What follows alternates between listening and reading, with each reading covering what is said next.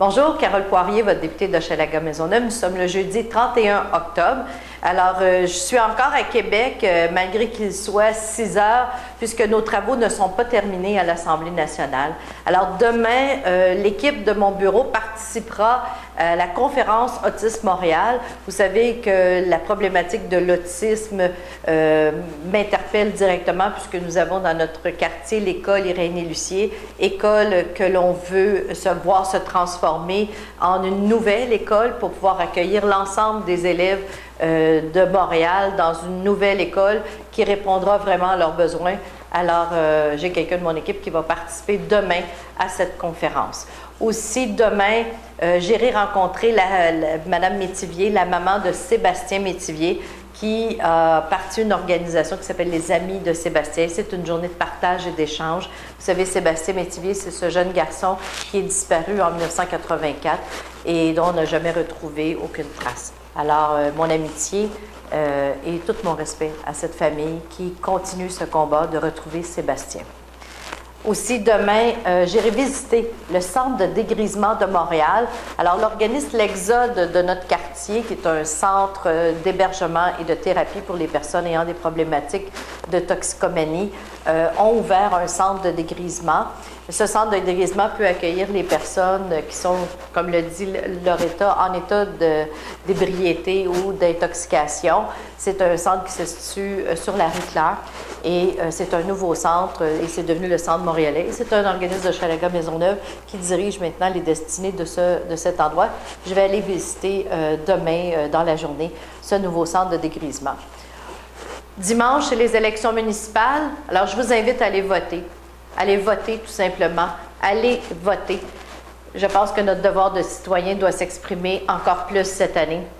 Il doit s'exprimer parce qu'on doit décider des gens qui vont diriger notre ville, qui vont diriger notre arrondissement, qui vont diriger notre quartier. Je vous invite à aller voter fortement. Lundi, il y aura soirée bénéfice pour la Maison Tangente. Vous savez, la Maison Tangente dirigée par Mme Cooper et toute son équipe qui accueille des jeunes filles en difficulté et aussi des jeunes hommes en difficulté.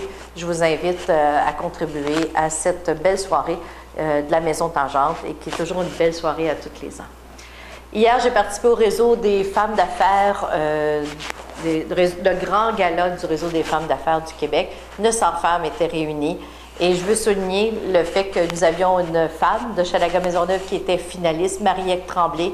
Marie-Èque est la vice-présidente de la Régie des installations olympiques. Alors, je veux te dire, Marie-Èque, j'étais très fière de voir une femme de Hochelaga-Maisonneuve être finaliste hier soir. Aussi, vous soulignez qu'aujourd'hui, j'ai rencontré la vice-présidente de la Catalogne. La Catalogne est une région de l'Espagne, une région autonomiste de l'Espagne. Et nous avons discuté toutes les deux ensemble avec Mme Joana Ortega de la situation des femmes en Catalogne, mais particulièrement le nombre de femmes dans les conseils d'administration des entreprises privées. Et elle a travaillé, avant de venir en politique, à faire en sorte que le gouvernement puisse augmenter le nombre de femmes dans les conseils d'administration. Moi, c'est quelque chose qui me préoccupe et je voulais en discuter avec elle. Ce fut une magnifique rencontre. Mon rôle de vice-présidente m'amène à faire ce genre de rencontres et je vais vous dire que je souhaite toujours les faire en pensant que Hochelaga-Maisonneuve est à mes côtés. Hier, la ministre de la Solidarité, avec la première ministre, ont fait l'annonce d'une nouvelle politique, le pilier de la solidarité. Les gens à l'aide sociale, les gens seuls à l'aide sociale vont pouvoir bénéficier de 20 $ de plus par mois à partir du mois de février. C'est quand même pas rien. Et ça veut dire plus de 50 $ d'ici 5 ans sur le chèque d'aide sociale. Alors, moi, je vais vous dire, c'est la plus grande augmentation qu'il n'y a jamais eu au Québec depuis les 25 dernières années. C'est un geste majeur, c'est un geste de solidarité.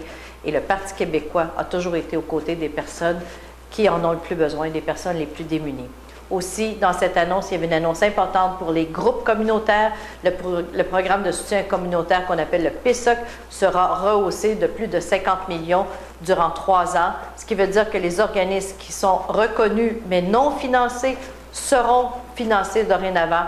Et je vais vous dire que dans Hochelaga-Maisonneuve, c'est plusieurs groupes qui vont pouvoir bénéficier de rajustements et qui vont avoir dorénavant un soutien à la mission. Et ça, je veux remercier la ministre Véronique Yvon qui a fait en sorte d'être à l'écoute. Et lorsqu'elle est venue dans notre quartier, c'est ce qu'on lui a dit. On lui a dit, soutenez les organismes qui viennent en aide aux gens. Et aujourd'hui, et hier, c'est ce qu'elle a annoncé. Alors, je veux remercier Véronique Yvon de son écoute. Alors, je vais vous souhaiter une bonne semaine. Bonne